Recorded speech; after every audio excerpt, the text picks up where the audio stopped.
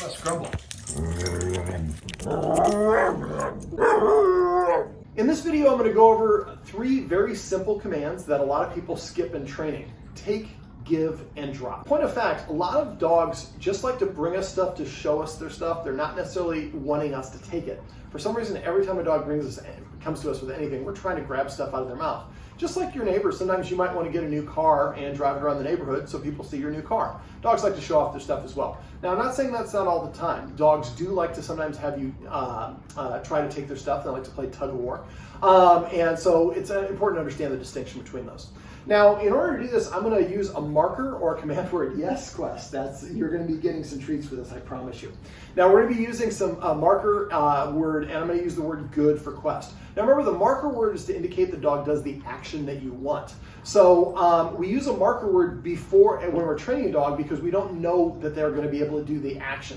We call the cue or command word is what a lot of people call it. We don't use that until the dog is reliably doing the exercise. So first we're going to lure the dog into doing whatever the action is. When it does the action, we're going to say yes or good is the word I'm going to use here. And then we're going to provide a reinforcer, either a treat or in this case I'm going to provide some pets because the dog is going to have the ball in its mouth occupying it.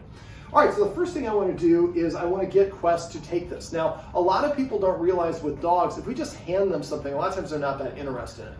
A lot of times dogs like to be teased. So if you're doing this, make sure that it's a toy that you know your dog really likes. And when you're first teaching this, I find that squeaker toys are really helpful because it really seems to get the dog's attention. So the first thing I'm going to do is I'm going to offer this in an enticing way to Quest. When he takes it, I'm going to mark it by saying good, and then I'm going to reward him by giving him some pets. Let's see how this goes. Good. Now, if they want to take it and run around with it, that's totally fine. Here, buddy. You're already giving us the drop. Now, Quest knows how to do this command already, so I'm going to go through all the fundamentals. When you're doing it with your puppy, it's probably going to take it and want to squeak it and run around with it a little bit. That's okay. Don't get angry that they run off with it. That's kind of part of this process. Come here. Sit. So just so we can go through it one more time. So, good. And then you provide a pet. All right, so that's the first one. And most of the time, the dogs are going to keep this object in their mouth. So now the distinction between drop and give. Drop means to drop the thing on the actual floor. Nobody's taking possession of it. Give means give me the object. So there's a distinction. So I like to usually teach the give next. So now one of the ways you can do it, I'm going to do it with this ball, is I'm going to actually maintain possession. Good. Good. So what I'm just saying is good when he releases the ball to me. I'm going to assign give to that one eventually if I am holding the object or the dog is dropping the object into my hand. If the dog is going to drop it on the floor, then the cue that I'm going to use when we get to the cue stage would be drop, but we're not quite there yet. So you want to practice this until when you offer it, good. Your dog is going to grab it that consistently. Now you're going to do this, you're going to keep on marking this until the dog is doing the behavior reliably. Good. Good. So it's going to be a back and forth, and you're going to find that your dog is going to start giving it to you quicker and quicker. Now, one little tip. A lot of us, when we take things away from our dogs, we take them away and don't give them back to them. We're teaching the dog that we should not be trusted. So there's a book by Jean Donaldson that I read where the woman she had her over to her house, and the dog had a dead carcass. And she got the dog to give the dead carcass to her, and she immediately gave it back to the dog. The woman was like, "Are you crazy? What are you doing?" Well, Jean learned that by giving the dog the item back right away, she earned trust.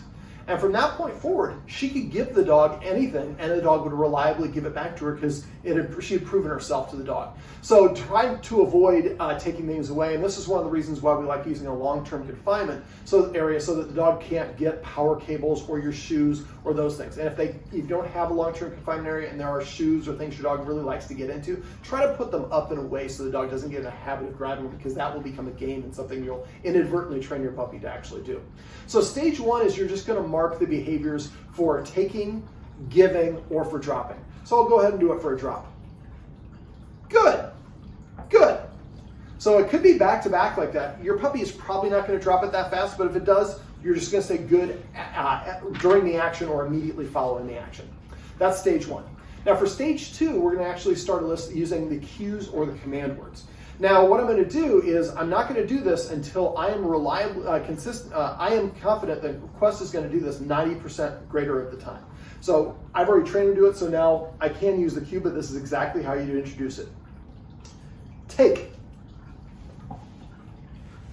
Now, theoretically, or not theoretically, but in principle, when he gets the object, that is a reinforcer. So if the dog takes the item and runs away, that's okay. It'd be better if you could pet him, but if you don't, that's okay. So take, give, and then I would either pet or give a treat. Now let's do one more drop. Take, drop. So that is bang, bang. Like I said, when you're doing this at home, your puppy is probably not going to drop the item right away.